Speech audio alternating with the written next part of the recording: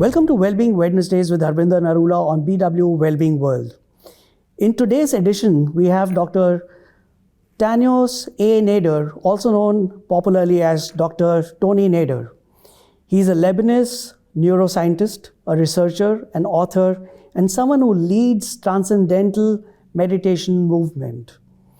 Dr. Nader not only has a medical degree in internal medicine, but also had received his PhD from Massachusetts Institute of Technology and has worked as a clinical as well as research fellow at a teaching hospital at Harvard Medical School.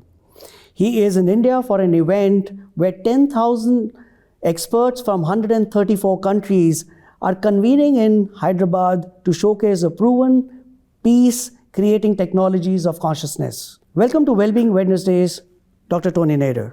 Actually, it turns out we are 134 now. Wow. More countries have come Awesome. along. So welcome, Dr. Tony Nader, to India, and welcome to what you're doing. I think it's going to be really, really impactful. Dr. Tony Nader, I'm going to keep my conversation around things that we are facing today as individuals. And one thing is consciousness, and I think we are addressing that in the convention that you're hosting. What I want to understand is that what has changed in our society that we need to deliberate a convention around consciousness. What has changed between then and now? Actually, just to maybe clarify, it's not a convention like a conference where people come and talk about the subject. It's a convention or an assembly, we are calling it, in which people come to practice a technology of consciousness, whereby in the group they improve their own consciousness, but what we have seen is that they influence also what we call the collective consciousness of the people. So there is something that is of a technological, if you like, aspect, rather than just a theoretical discussion or an emotional or a well-wishing kind of meeting where let's come together, let's have peace, let's talk about, spirituality and consciousness, which is great in itself. But in this case, we will not talk very much. We will actually practice technologies that improve consciousness and thus lead to an effect that is very profound for the individual and for society. Lovely. And Dr. Nader, you have spoken about Ramayana. What I want to really understand from you is that what are some aspects of Vedic science, which is basically an ancient science as we would believe it, that are relevant to today's times and have been proven in the modern context? Yeah, this is interesting, and it goes back to your first question also, which is what has changed so that now consciousness is in the picture. Mm-hmm. See, what science is trying to discover from a modern objective perspective is what we would call the laws of nature. Mm-hmm. And ultimately, where we come from, what is going on in the universe, and how we can understand it so we have a better life. So, in the study of even the objective physical world, we have an understanding of the objects that we have, everything that exists, in terms of molecules. Then molecules are made out of atoms. Atoms are being discovered to be made out of elementary particles. And as you go deeper into nature, you find that even those particles, which are the constituents of what we call matter, are themselves fluctuations of fields. Mm-hmm. A field is, let's say, like an ocean, and that's a field, just as a metaphor, an analogy. And the ocean has waves. Now, suppose that your vision can only see the waves. You don't know there is an ocean. Mm-hmm. So you look at the waves and you see individual waves that are there. So these waves are what are the actual particles that collect together to make atoms, then they collect together to make molecules, They collect together molecules to come to make human cells and tissues, and then you have organs and organ systems, and then you have a physiology. Yes. Or you have a planet, which is made out of mineral atoms and maybe some molecules also of sometimes organic nature. And so what they have found is that all of this universe is made out of fields. Mm-hmm. And there were different fields at the beginning, like the electrical field, the magnetic field, the gravitational field. And so science kept looking for what is at the origin of everything. Mm-hmm. And when they looked at it deeply, they found that electricity and magnetism, for example, are one and the same thing, and they call it the electromagnetic field. Mm-hmm. And recently, when Nobel Prizes were given for this unification, the electromagnetic field has been unified with what we call the weak force, or the electroweak. And now there are theories that explain that even the strong force and the gravitational force are most likely all unified in one field, mm-hmm. which is called the unified field of all the laws of nature. The unified field that appears as different aspects. Right. What is interesting is when they looked into that, they found that there is something to do with consciousness, because when you observe an object or in a material, mm-hmm. Potential quantum level of reality on this very fine, small levels, the potentiality of something being spread out like a field collapses into a specific atom or physical right. entity. And so they had this interpretation that consciousness collapses the potentiality of the physical field. Mm. And so this is how consciousness started to be entertained in a very scientific way from this perspective, and there are other perspectives also. So what this brings us is to the fact that whether it is consciousness that collapses the field or there are other theories of decoherence, it doesn't matter. What matters is that all this infinite diversity that we see, where we are all so different from each other and different from plants and animals and all of that, when you look at their essence, at their deep value, you find one unified aspect, which is one field, mm-hmm. appearing as many on the surface. Right. So that is one side of the study of what is the reality. Mm-hmm. Now you come to the spiritual side, and you find that there is similar theory or understanding from the ancient Vedic perspective, particularly in Vedanta, mm-hmm. which says that everything actually is consciousness. Right. And when you see that these conversions of subjectivity, which means the experience on the spiritual, mental level through meditation, or even our experience of ourselves, converges with the scientific objective level. So subjectivity and objectivity come together and tell us that the ultimate reality is more unified than we ever thought.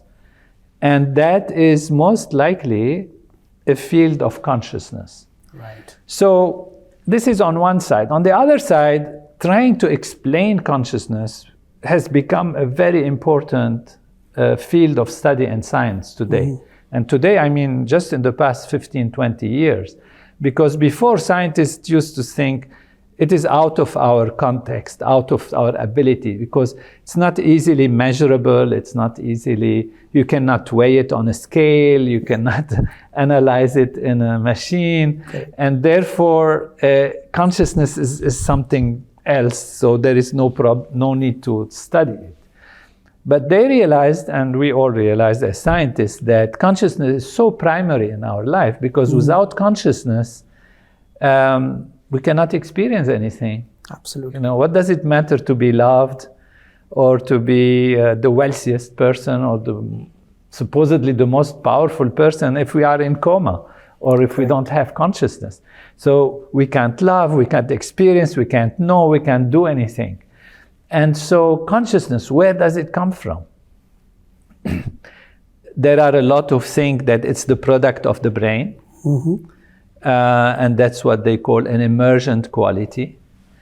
There is many scientists, great scientists and philosophers that believe it's actually primary. And what our program does, and that is based on the teaching that Maharishi Mahesh Yogi has given to us in the world, and that scientists and philosophers have adopted from the Vedic tradition, that actually consciousness is primary. And therefore, consciousness is what appears as energy and physical matter. This brings us to the Ramayana, because we needed a little bit to understand the background. Ramayana is a story, of course, which happened historically, maybe in complete way at some time.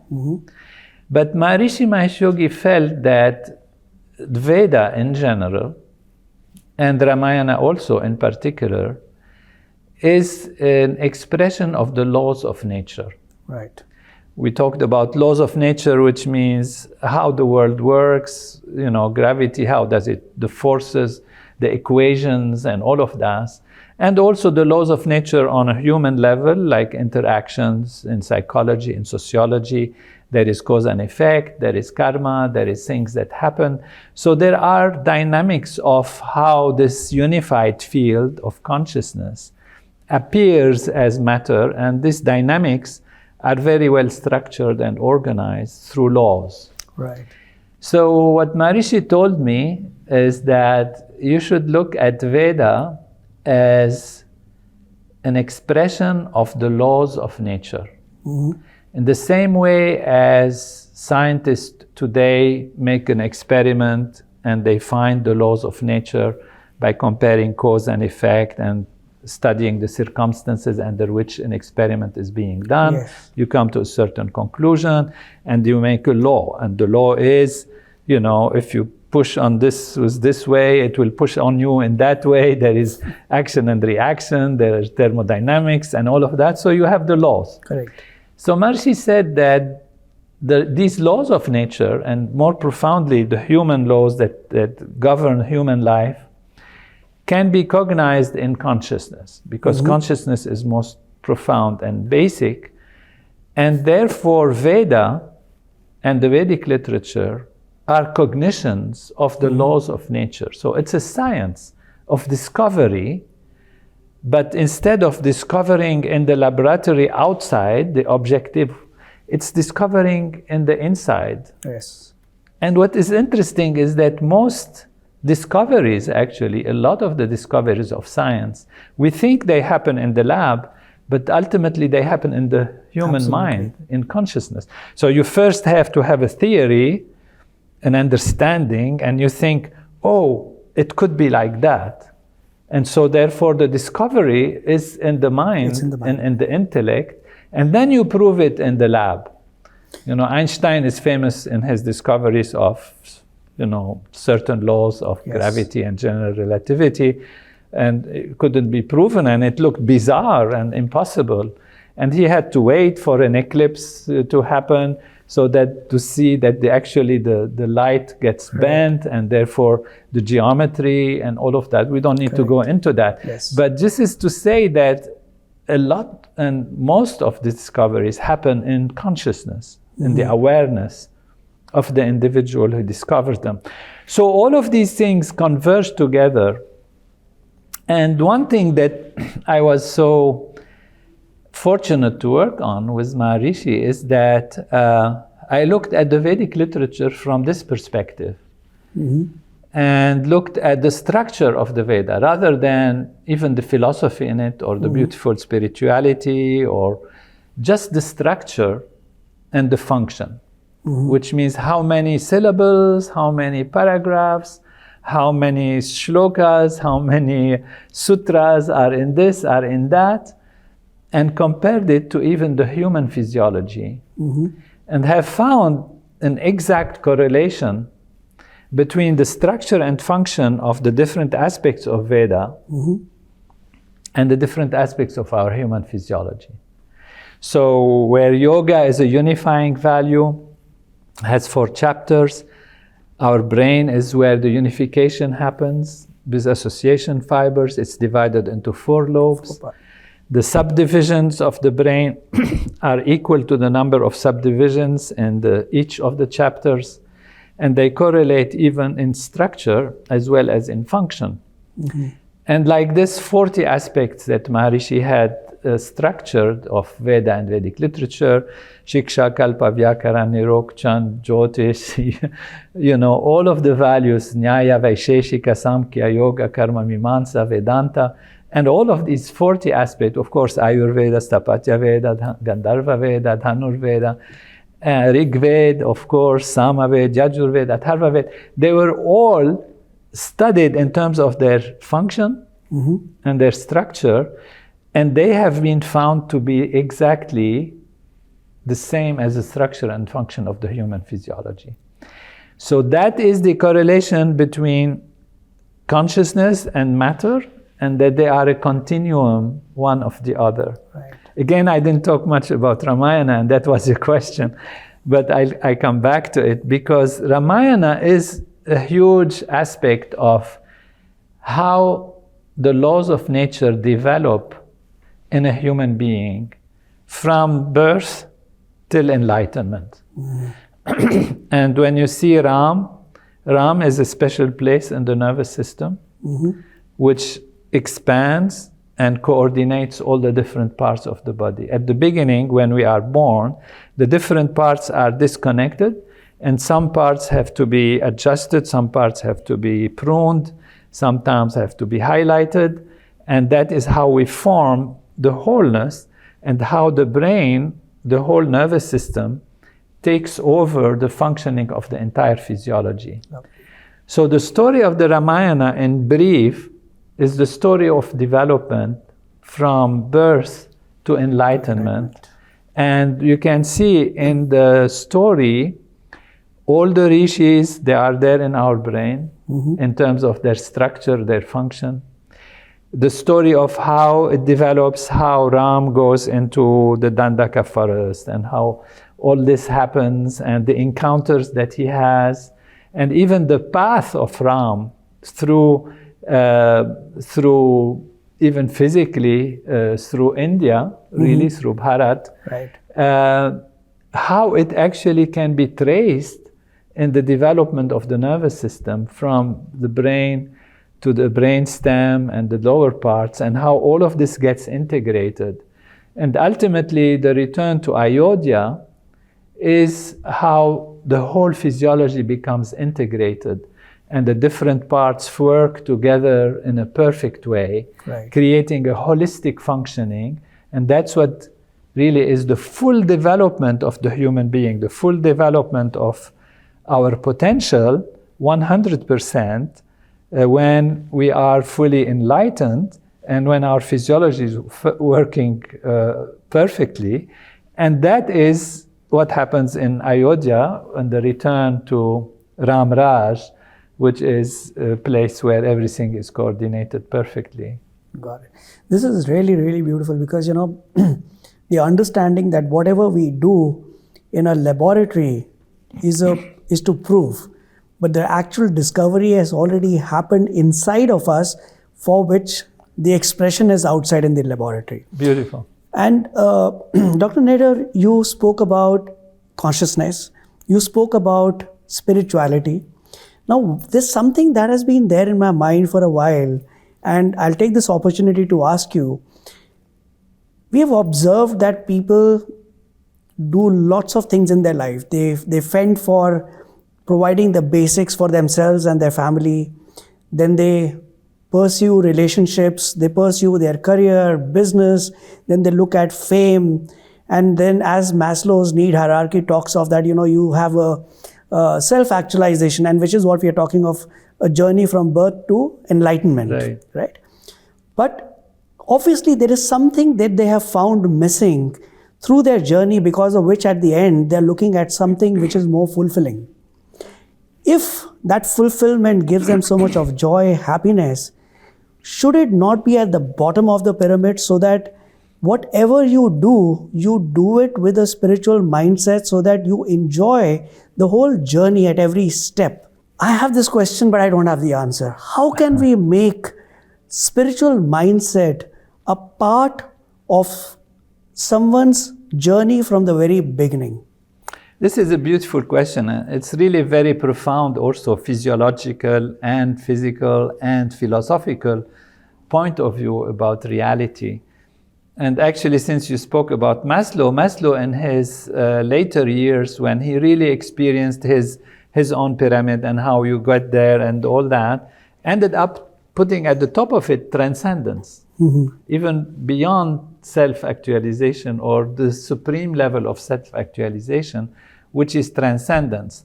Of course, he kept his pyramid as like this because he felt like if you don't have food to eat, then that's your primary interest. Then once you have food to eat, then you start getting friends, and then you socialize, and then you want empowerment, you want power, you want influence in society, your attention grows, and you want more and more and more. So you get to those higher values later in the process. And then transcendence, which means ultimately you transcend everything. Well, this is very interesting also in terms of yoga itself and how it was interpreted. For example, the Ashtanga Yoga speaks of the 8 limbs of yoga. Yam, Niyam, Asanas, Pranayam, Pratyahar, Dharana, Dhyan, Samadhi. And so most interpreters have said that these are steps. So you start with the laws and the way to live and all of that, and then you practice maybe some breathing, some asanas. And then as you are able to grow, at the end you get transcendence, which is samadhi. Maharishi, from the beginning, Maharishi Mahesh Yogi, who is the disciple of Brahmananda Saraswati, who was the Jagat Guru of Jyotirmat, Yes. illustrious in the history of the Vedic tradition also. He said that these are limbs. And limbs are something that grow together. It's like the feet of a table or a chair.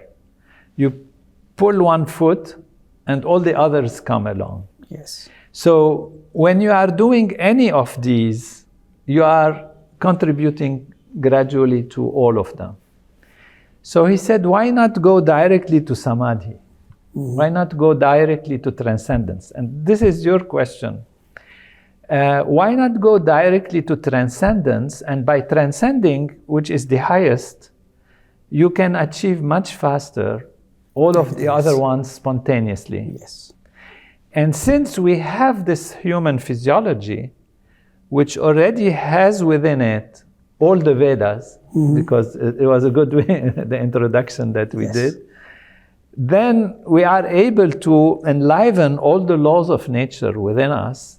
And this is something, that has been talked about by philosophers, by teachers, prophets, even from different religions. In the Vedic tradition, aham brahmasmi, vedoham. Well, usually it has been thought to be a nice, inspirational, mental kind of thing. But now with this research, we know it's actually physical and material and an expression of our true reality. Yes. In the Bible, it is said humans were made in the image of God. Christianity, they say the kingdom of heaven is within you. And so all of these great teachers, they have had a glimpse of the fact that humans have something special. And the rishis of the Vedic tradition have these techniques where you actually transcend, dialectically transcend. And so since we already have that, then we come back to Maslow's idea. Okay, so this person wants to eat. He's worried about eating. So what does he have to do with transcending? Well, you say, the means of and the ability and the intelligence and the creativity that are needed to be able to find food and have a good profession and live a good life and have a good influence and grow in life come from consciousness. If your consciousness is limited, maybe you think all I need to do is steal something. then I'll get my food. But if your consciousness is more awake, you find better solutions. You think, I can work. You can think, I can be creative. You can think, I can create a company. You can make an invention that can contribute to humanity. You're the same person, but your consciousness is a different level. So if you transcend first and wake up your potentiality and yourself, then you can achieve all of the other things in a much faster and much easier way. But if you are limited and narrow in your consciousness, you're going to have to climb the pyramid in a very painful, gradual way, and you will not achieve your maximum potential until much later, and then you think, oh, you have to transcend. So we're reversing the situation by saying, transcend first, and then all else will be added onto you. Absolutely. And this is something that many poets and teachers and incarnations or prophets, whichever way one believes, have talked about. Absolutely. You seek the kingdom of heaven and all else will be added onto you. Go back to the self and everything else will come. And that is really how we solve that question and that dilemma. Also, I believe that with your thinking fueled by consciousness can also help you make choices, and you are always comfortable with choices that you have made rather than when you're going with the flow and making mistakes that leads to regrets. Exactly. Dr. Nader, we are faced with one reality when we are living in a material world, and that is that every resource is limited. And the basic fundamental source of happiness is when we have a concept of sharing, which means you have to be beyond me, myself, I, mine, and say that this is ours. But unfortunately, we are also living at the times where we choose to disagree and we talk about it with a lot of pride, and we start looking at hoarding things. And this leads to what we see as wars today. What do you think needs to happen at a societal level so that we are going beyond the concept of me, myself, and mine, and live with calm, peace, and with the concept of sharing with everyone? We have to start with an answer that actually might be shocking, but then we'll solve it. And that is me and mine and myself will always be there. Right. And if we try to say you shouldn't do that, you will be going in the wrong direction.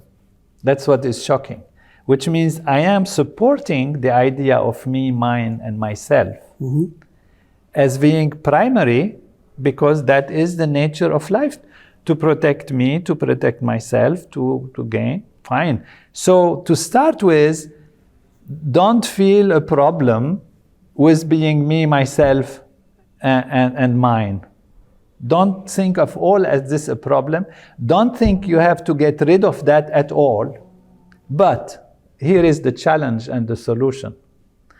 Who is me? What is me? What is myself? That is the key point. The identification of me, the identification of myself. And we know that if you are in a family, and it's a close family, your me is also your children or your parents. So therefore, this me is not just this particular body that is in this particular skin. Parents would do anything for their children. They'll think for them better than for themselves. If there is less food, it's the children that will get the food. Yes. And not you. So that me is a little bigger than the other me.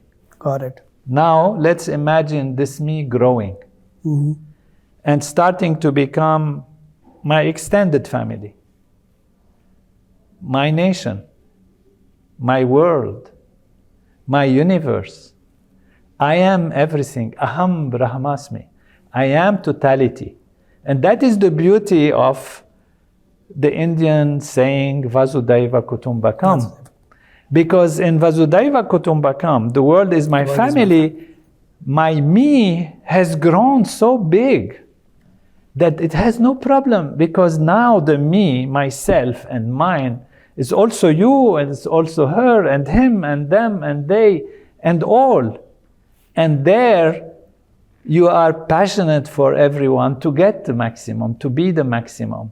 And when your self grows, you grow and you become expanded. And you don't have to say, I have to cut myself off and I have to think of the other and give to the other, and it's like a sacrifice, and it's no, because the other is yourself. Now, theoretically, it's beautiful, we can say that.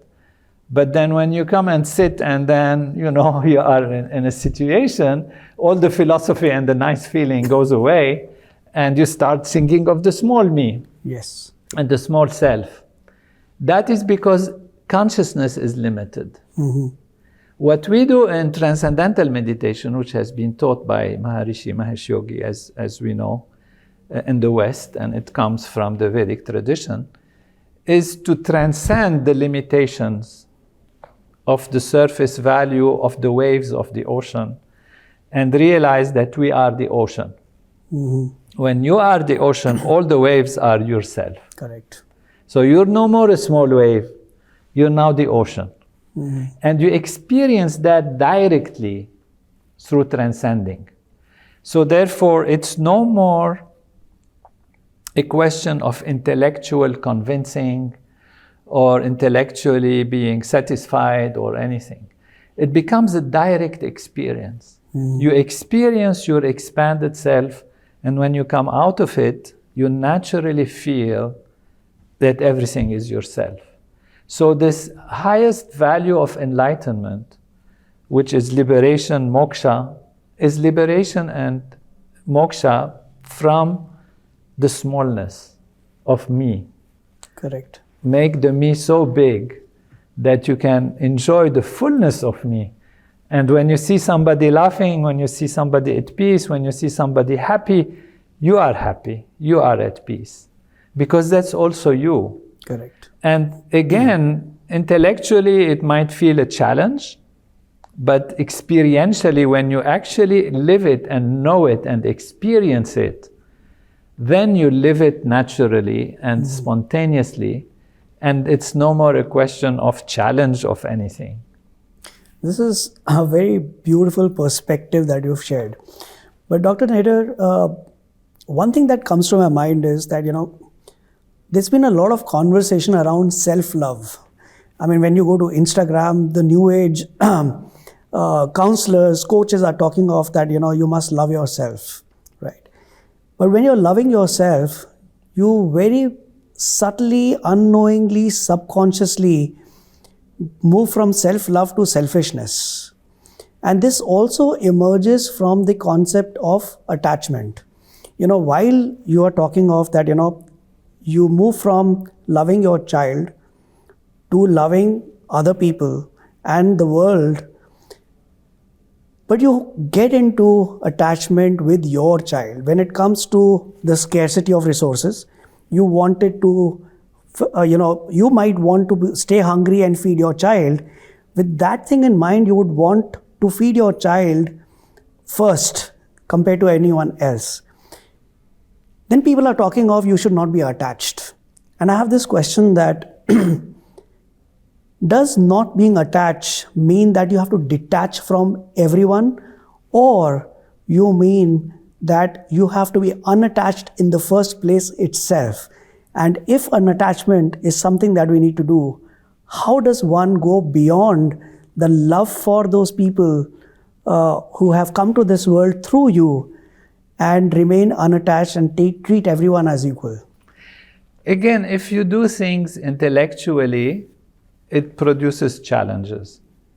It is on the experiential level that it's important. And non-attachment is not really, although it's a very high wisdom, in the Bhagavad Gita, attachment and creates anger and all of that, as Krishna teaches Arjuna. And that is a high wisdom value. But what is the real essence of non-attachment? What it is a question of, again, consciousness. Mm-hmm. What is your consciousness about? Is it about the wave or is it the ocean?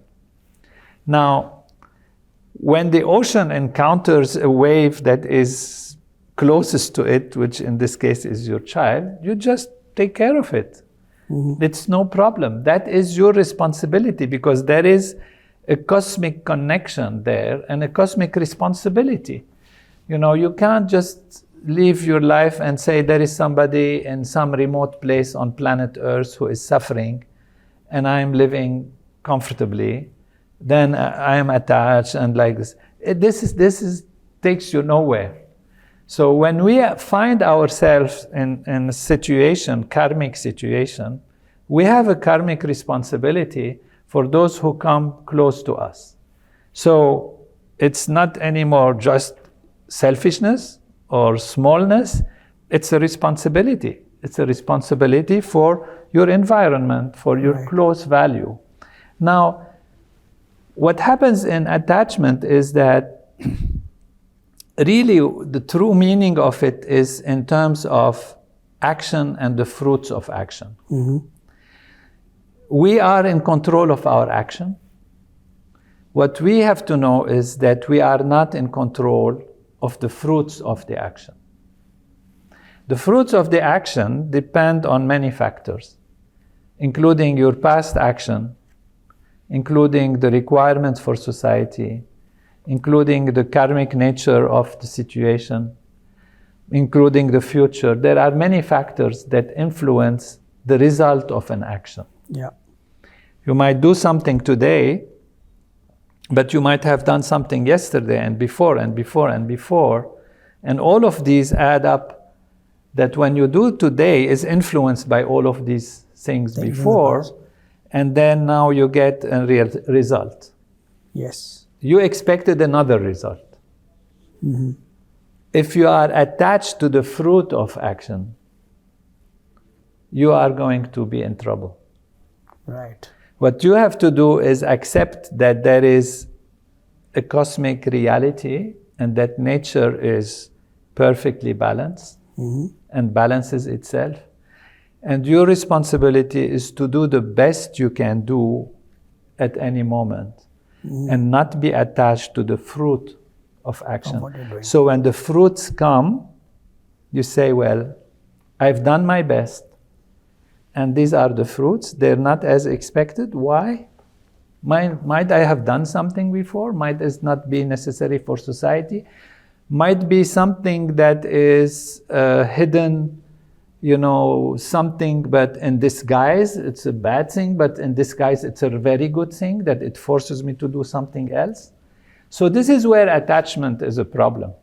But attachment, in terms of responsibility, would be, to say, I'm not my children, I don't care, I should feed the friend who is the neighbor. Well, they're not your children, so what does it mean? You were born with this responsibility. That's what you take care of today. Right. Now, in terms of resources, I believe there are enough resources in the world to feed everybody and to have a balanced life if the collective consciousness of society is improved. And then you can have, priorities that are reset in a proper way. You can do something for the world, for everyone, and you can make sure that everybody can live in peace and happiness and harmony. And again, consciousness means in this case, how wide is your awareness, how inclusive is your sense of self. Wow. So, when I say, when your self is enlightened and you think the world is my family, it doesn't mean your children are less your family. They are closest to you and they are your closest family. Yes. And you have to take care of them. Awesome. Dr. Tony, what is Transcendental Meditation. How would you explain something like this to a layman? It's very simple. Our consciousness is like an ocean. Our mind is like an ocean, and it has waves on its surface.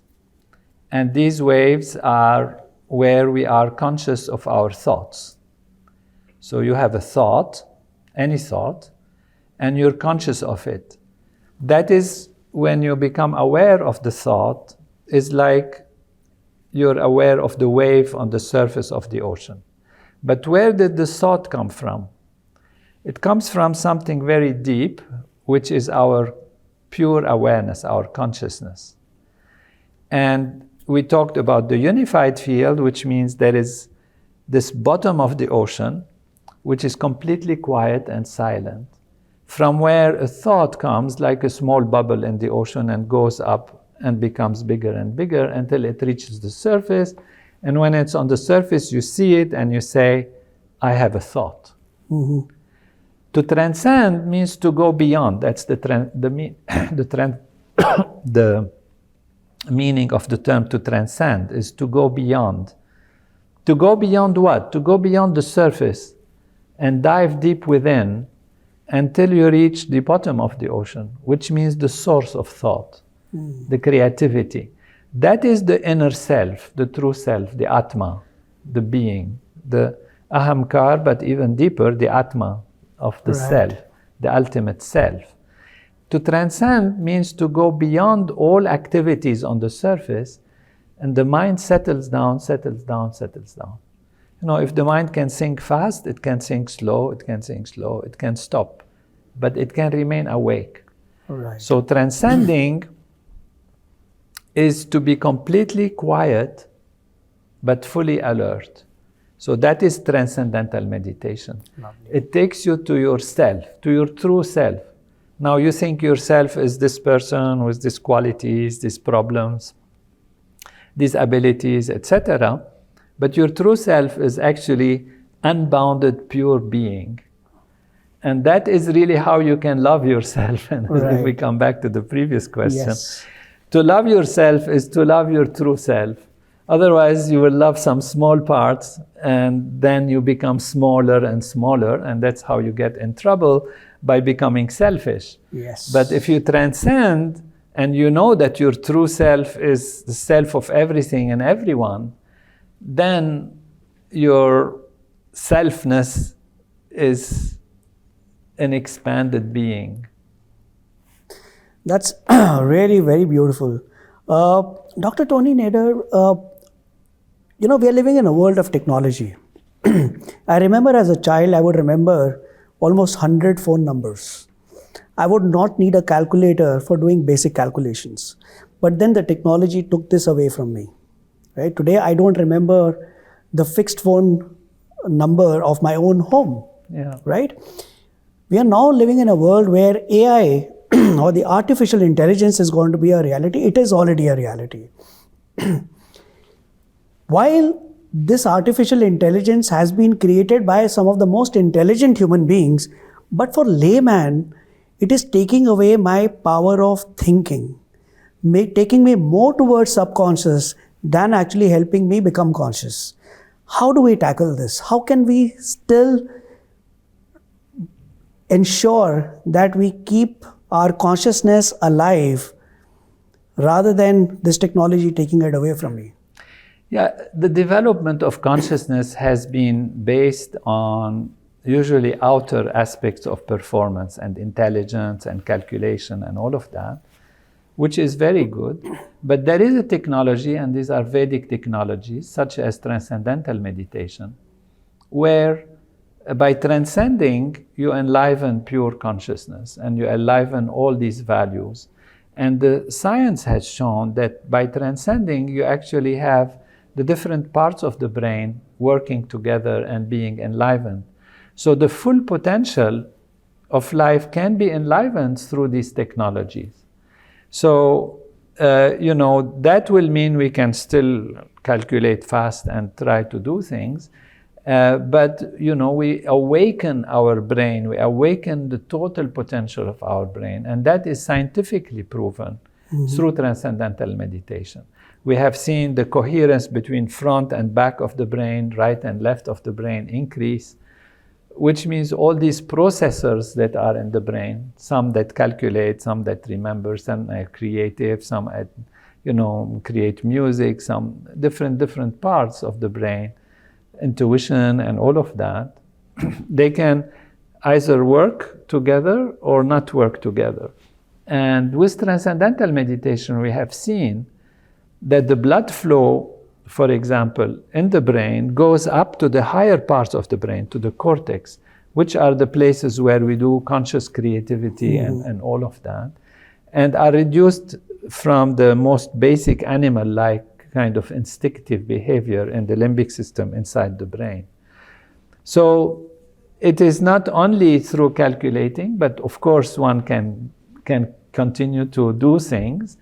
And artificial intelligence does pose serious problems, I feel, particularly how we are going to direct it and guide it. If we use it in terms of, for example, an armament race or a war machine, and try to use artificial intelligence how to defeat the other, then we are going to get in trouble. What we need is to raise collective consciousness of society so that we can direct artificial intelligence and use it in the best possible way. Right. Artificial intelligence is here to stay and to evolve because it's such a powerful technique, so that we cannot say, I put a moratorium on it and I stop using it. Everybody is in an artificial intelligence race today. Correct. Because it can do so much good. But if they start using it for war and for damage and for defeating the other, again, the sense of self, if the sense of self is limited, then it's going to be used in the wrong way. Right. And then ultimately it will look at us as being unuseful creatures that are doing harm. Right. And that's where we have a responsibility to raise consciousness. And through our program, which is very important, that's what we are doing in Hyderabad, we are suggesting, based on scientific studies, that when a small number of people practice transcending together, and particularly the advanced, what Maharishi called the TM Siddhi program from the Yoga Sutras of Patanjali, and we have actually yogic flying and levitation in that, it creates an effect that transforms the collective consciousness. Right. So that's what we are going to be doing from 29 December to 13 or 12 January. And that is, we have 134 countries, people coming, and they will all practice these techniques. And whereas their personal life will improve tremendously, what we expect is that there will be some positive effects worldwide. Right. Because of the formula that we have, which is the square root of 1% of population. And the square root of 1% of the world population is 9,000, so we set 10,000 as a safety factor. So this is again to say that if we create such a group permanently, because we don't want to put the light on and then turn it off, that will not be helpful, although we're going to do it now because of the world situation. But we expect that this will continue on a permanent basis, and that will lead to transformation in world consciousness. Transformation in world consciousness will lead to profound impact on conflicts, relationships, even hospital admissions and accidents, and also protection of the environment, guiding the artificial interventions in the right way. Because when the collective awareness of the world is more settled and peaceful, people can think more creatively in a positive way for a long-term perspective and for a wider understanding of nature and humans and life on Earth, and guiding life towards it becoming meaningful for everyone. No, I'm sure this program is going to be something which is the need of the hour, and is going to transform the collective consciousness, which is what we are talking of, could impact the world. Dr. Nader, before I let you go, I have one question that I am really very keen to ask you, and that is, I was recently working on a video on, I was trying to understand what is willpower. You know, I'm writing a book, so in that book, I'm trying to study what helps one patient survive when they're dealing with cancer while the other doesn't survive. And every time everybody was talking about willpower. But when I was getting deeper into it, I realized that there is nothing which is called willpower, which is a switch on or a switch off. I mean, I could have willpower while I'm doing something, whereas the same person may not have willpower to do something else, which means it is an outcome of the courage that I show. But when I started studying what gives me the courage, I realized that there has to be a deeper purpose that triggers or catalyzes that courage. But most of us, while we are living the life subconsciously, we are unable to identify what our purpose is. Is there some technique that can help people identify what is their deeper purpose so that they could trigger off consciousness that leads them to have the willpower to do something that they really wish to do? Transcendental meditation. This is my simple answer. And this is my experience. Transcending. Transcending, why? Because what plays into willpower, into desire to live, into happiness, into understanding, is also the amount of stress and strain that has been accumulated on the physiology since birth or even since many lifetimes. You know, we carry a baggage of things when we come to this life. And then how we live our life influences how much stress we get. And how much stress we get puts like filters on our vision. Mm-hmm. And so we are become prejudiced, we are become narrow, we become, for ourselves and for others. So to go back to the analogy of the ocean, the more we are on the surface level and taken away by the waves on the surface, the less we are able to have a broad perspective. Our perspective, you are on the surface and you are shaken, and you just have to fight or flight or run away or whatever, and you are scared and you have so much stress, you don't see anymore. So what is needed is clarity of thinking, and what this means is deeper consciousness, deeper awareness. Mm-hmm. So what Transcendental Meditation does is, as you dive in the ocean, it gets calmer and calmer. On the surface, it's very agitated until you reach the bottom of the ocean when it's very, very quiet. Mm-hmm. From that quiet level of thinking, you can have a broad perspective.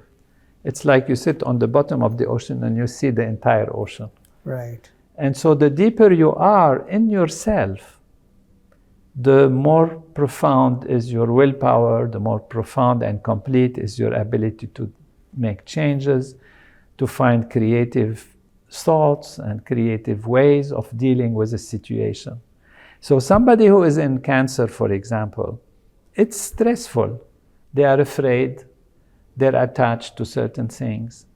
And based on the accumulation of stress and strain and fears that they have, no matter how they try to struggle to think positively and to get attached, it's not as powerful as when actually has to let go of the situation. So there is a dual reality of having a desire, but knowing how to surrender to the infinite power of natural law, which is ultimately the self. Right. And so this happens in our programs through Transcendental Meditation, which help you to transcend, and the City program, which help you actually to think from the deep level of the transcendence. That is the more advanced program of Transcendental Meditation. Awesome. So thinking from that unbounded level, you have normally unbounded potentialities. Awesome. This has been such a beautiful conversation, Dr. Nader. The two things that I take away from this conversation are that one, acceptance. When Dr. Nader was talking about how we do things without being attached to the outcome, we suddenly become, we go towards acceptance of whatever the outcome is. And second thing that we've, the big takeaway, the second A for me is awareness. When we become aware of who we are, where we are, and what takes us to the deepest level, like Dr. Nader said, the deepest part of the ocean, the unbound, and we become unbound, is the greatest way to bring in consciousness. These are great words, but how do we make this happen? We need tools to do that. And that is where transcendental meditation could help us. And I'm so glad, Dr. Tony Nader, that you have taken out time to make this program happen with 10,000 people collecting from all across the world, 134 countries, and practicing it so that it's not just a conversation, it is not just words, but there's an action to believe that whatever these tools are the ones that are proven and can help us create collective consciousness to raise the bar of how we are going to live in this better world. Thank you so much for taking out time to speak with us. It's been a pleasure, sir. Thank you. The pleasure was mine. And I'm sure your listeners will have many very successful people. And I hope they will, come together and think together with all of us how to make this program permanent so that we can solve the problems that the world is facing. I'm sure. Thank you Thank for you so having much. me. It's a joy. It's a pleasure.